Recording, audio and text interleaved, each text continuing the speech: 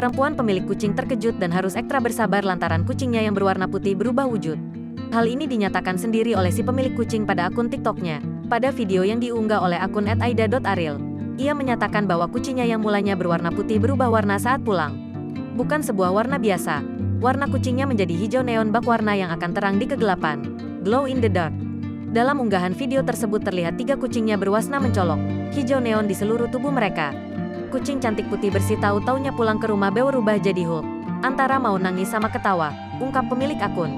Pada keterangan di video lain, pemilik kucing tak tahu siapa dalam pewarna kucingnya. Ia menyatakan bahwa saat tak berada di dalam rumah, kucing ada di kandang di teras rumah. Namun tiba-tiba ada orang yang sengaja membuka kandangnya. Nggak tahu soalnya kucingnya ada yang lepasin dari kandang, ungkap akun tersebut. Pemilik kucing juga tak mengetahui pewarna apa yang digunakan hingga membuat kucingnya berubah hijau neon. Pemilik kucing tersebut juga sudah memandikan kucing-kucingnya yang berubah warna. Namun warna tersebut tak langsung luntur secara keseluruhan. Hilang sih sedikit-sedikit pas dimandiin, tapi NGK bisa langsung putih bersih lagi, imbuhnya.